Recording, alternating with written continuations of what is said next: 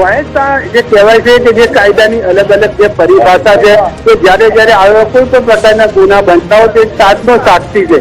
એ સાતનો સાક્ષી બને તો તેને કાયદા તરફથી એક વિશેષ રક્ષણ આપવામાં આવતું છે. ભલે તે ગુનામાં સામેલ હોય તો કદાચ ઇન્કમટેક્સ વિભાગમાં અથવા ક્રિમિનલ જે પ્રોસિક્યુશન હોય તેમાં પણ આ પ્રકારની કોઈ જોગવાઈ હોય તો મહેશ શાહને જરૂરથી મોટો ફાયદો મળી શકે છે. તેમને દેશની સેવા કરવાની જે વાત કરી છે કે આટલું મોટું રકમ છે કે તેમને આ ડિક્લેર કરવાના હતા પરંતુ કોના કહેવાથી નથી કરી. એ તમામ વિગતો છે આવક વેરા વિભાગને જણાવવામાં માંગે છે કે આવક વેરા વિભાગ જયારે મહેશ શાહની પૂછપરછ કરશે ત્યારે સૌથી મોટો ખુલાસો એ પણ બાકી હશે કે આ કોઈ એક જ વ્યક્તિના નાણાં છે કે અલગ અલગ પાર્ટીઓના નાણાં છે.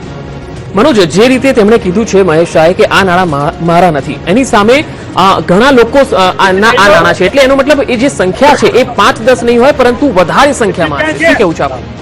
જે મહેશ શાહના જો વ્યવસાય ઉપર નજર કરીએ તો પોતે પ્રોપર્ટી ડીલર છે. જેથી અત્યાર સુધીમાં જે તેમની કાર્યમાં અલગ અલગ લોકો જો મહેશ શાહને ફરીથી તેઓ અત્યારે પોલીસ પ્રોટેક્શન હેઠળ સરખેજ પોલીસ સ્ટેશનમાંથી બહાર કાઢવામાં આવે છે. હવે લાગી રહ્યું છે કે ઇન્કમટેક્સ વિભાગને હવે જે સરખેજ પોલીસ છે તે કબજો સોંપવા જઈ રહ્યા છે.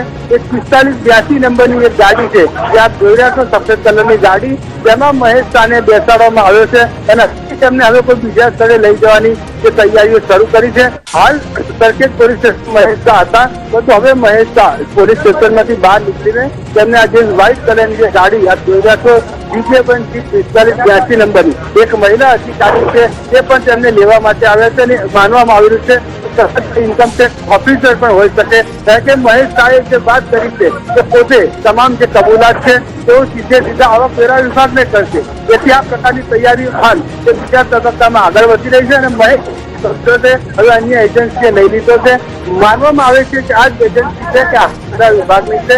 તેઓ હવે મહેશ શાહને આ સફેદ કલરની ગાડી વ્હાઇટ કલરની છે તેમાં લઈ જઈ રહ્યા છે. તો કે પોલીસ પ્રોટેક્શન તેમને મળે છે કે નહીં તે હવે જોવું રહ્યું. પંકજ, મનોજ, ખાસ કરીને સાથે તેમને લઈ જવામાં આવી રહ્યા છે. તો આ દ્રશ્ય એ ધીરે ધીરે પોલીસ પ્રોટેક્શનમાં તેમને ગાડી આ પ્રમાણે લઈ જવામાં આવી છે. જોઈ શકો છો કે મહેશ શાહ છે તે વ્હાઇટ કલરની ગાડીમાં બેઠા છે અને વચ્ચે તેમને બેસાડવામાં આવે છે. પોલીસ પ્રોટેક્શન ફરીથી તેમને આપવામાં આવ્યું છે. જો કે આ વખતે એક બીજી જે વ્હાઇટ કલરની ગાડી જોડાયેલી છે તો તેમાં મહેશ શાહ છે. મનોજ, મહેશ શાહને અહીંથી આવકવેરા વિભાગની ઓફિસે લઈ જવામાં આવશે કે કોઈ અજ્ઞાત સ્થળે લઈ જવામાં આવશે તેની કોઈ ઇન્ફોર્મેશન મળી શકી છે?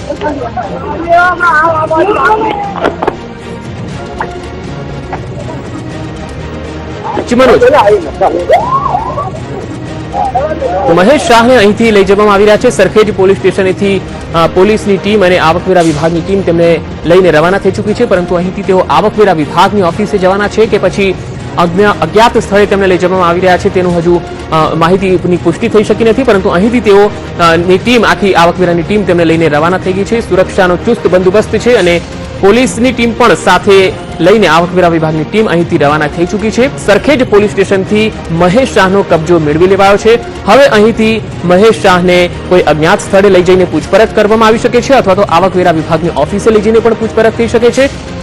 હવે મહેશ શાહ જેમણે મીડિયા સમક્ષ હાજર થઈને કીધું છે કે આ જે પૈસા છે 13,860 કરોડની જે રકમ છે એ મારી નથી.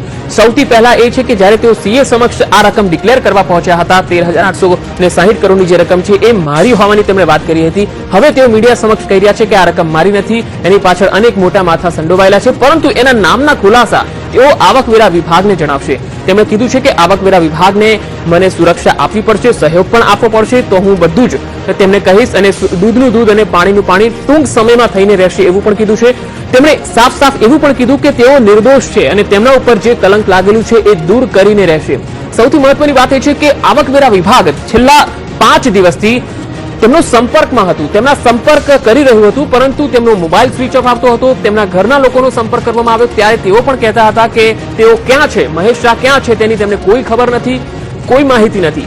મહેશ શાહ અમદાવાદ અને મુંબઈ આ બંને જગ્યાએ વધારે તેઓ આવન જાવન કરતા હતા, એટલે તમામ જગ્યાએ આવકવેરા વિભાગની ટીમે સંપર્ક કરવાના પ્રયત્નો કર્યા હતા, પરંતુ તેઓ ક્યાંય મળ્યા ન હતા અને એના કારણે થઈને સર્ચ ઓપરેશન ચાલ્યું, દરોડાની કાર્યવાહી થઈ. કેટલાક દસ્તાવેજો તેમના ઘરેથી આવકવેરા વિભાગની ટીમ લઈને ત્યાં પહોંચી હતી અને એવું પણ મીડિયા સમક્ષ મહેશ શાહે આવીને કીધું છે કે આવકવેરા વિભાગની ટીમ તેમના ઘરે જ્યારે પહોંચી ત્યારે તેની માહિતી તેમને મળી હતી. હવે આપ દ્રશ્યોમાં જોઈ શકો છો કે સરખેજ પોલીસ સ્ટેશનેથી મહેશ શાહનો કબજો લઈને હવે આવકવેરા વિભાગની ટીમ પોલીસ પ્રોટેક્શન સાથે ત્યાંથી રવાના થઈ ચૂકી છે. હવે તેઓને આવકવેરા વિભાગની કચેરીએ લઈ જવામાં આવી શકે છે અથવા તો કોઈ અજ્ઞાત સ્થળે પણ તેમને લઈ જઈને પૂછપરછ થઈ શકે છે. જોકે આ અંગે તેઓ ક્યાં જવાના છે તે અંગે કોઈ સ્પષ્ટ રૂપથી માહિતી સામે નથી આવી શકી કે તેઓને ક્યાં લઈ જવામાં આવી રહ્યા છે, પરંતુ સરખેજથી ટીમ લઈને રવાના થઈ ચૂકી છે. જે રીતે અમારા સંવાદદાતા મનોજ અગ્રાવત ત્યાં પહોંચેલા છે અને તેમણે જે માહિતી આપી તે પ્રમાણે કે 13,860 કરોડની જે રકમ તેમણે ડિક્લેર કરી હતી